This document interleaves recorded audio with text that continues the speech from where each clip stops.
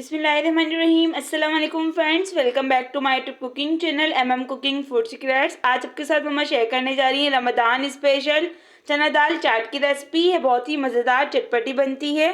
इसे बनाना भी बहुत ही आसान है। चलिए रेसिपी जानने के लिए बिना स्किप करिए आखिर तक वीडियो को ज़रूर देखिएगा, जब भी आप मज़ेदार सी चटपटी चना दाल चाट बना पाएंगे। चलिए इसे बनाना स्टार्ट करते हैं। सबसे पहले यहाँ पर हमने 1 पाव चने की दाल ली है। इसे यहाँ पर हमने 5 घंटे अच्छे से डिप करके रख दिया था।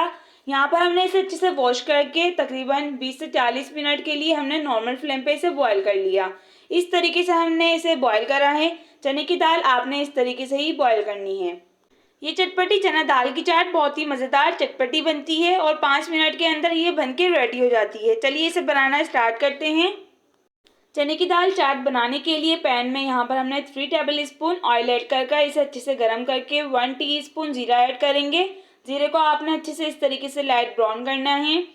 जीरे को लाइट ब्राउन करने के बाद अब आपने यहाँ पर एक मीडियम साइज़ की प्याज को इस तरीके से चॉप करके इसमें ऐड करना है और अच्छे से मिक्स करना है। इसके बाद यहाँ पर हम इसमें एक मीडियम साइज़ का टमाटर को इस तरीके से चॉप करके ऐड करेंगे। इसमें इमली की पानी का जो पेस्ट है वो ऐड करेंगे। इसे हमने इमली को अच्छे से डिप करके रख दिया था। 1.5 टेबल स्पून कुटी हुई लाल मिर्च ऐड करेंगे। ये आप अपने टेस्ट के अकॉर्डिंग भी इसमें इस्तेमाल कर सकते हैं। इसके बाद हस्बे जायका नमक ऐड करेंगे। आप लोग अपने टेस्ट के अकॉर्डिंग इसमें नमक ऐड करिएगा। अब सभी मसालों की हमने अच्छे से भुनाई करनी है। जितने भी हमने इसमें वेजिटेबल्स इस्तेमाल किए हैं उनको हमने इस तरीके से नरम करना है। सभी मसालों की अच्छे से भुनाई करने के बाद अब हम यहाँ पर इसमें थोड़ा सा पुदीना ऐड करेंगे। पुदीने को यहाँ पर हमने इसे वॉश कर लिया था अच्छे से। इसके बाद अब हम यहाँ पर इसमें धनिया ऐड करेंगे। इन सब की क्वांटिटी आप अपने हिसाब से भी रख सकते हैं। इसके बाद यहाँ पर हमने सभी को अच्छे से मिक्स करके भुनाई करनी है इस तरीके से। यहाँ पर मसालों की अच्छे से भुनाई हो चुकी है। प्याज और टमाटर भी अच्छे से सॉफ्ट हो चुके हैं। अब हम यहाँ पर इसमें चने की दाल ऐड करेंगे। चने की दाल आपने जब भी बॉईल करनी है तो आपने पानी को पूरा खुश्क नहीं करना। इसमें आपने थोड़ा सा पानी इसमें रहने देना है। इससे ये बहुत ही टेस्टफुल मज़ेदार बनेगी। इस तरीके से आपने इसको मिक्स करना है और मीडियम हाई फ्लेम कर इसका पानी खुश्क करना है।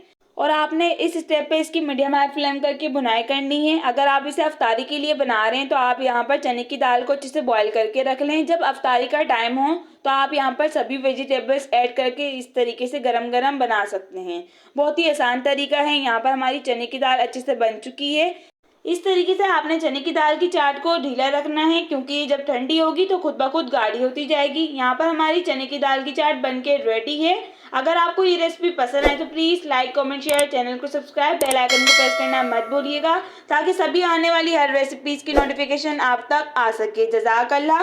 और अपनी फैमिली फ्रेंड्स के साथ इसे ज़रूर शेयर करिएगा। इसे आप बना के अफ्तारी के टाइम इजली बना सकते हैं। लंच टाइम, डिनर टाइम पे भी इजली बना सकते हैं। जज़ाकल्लाह।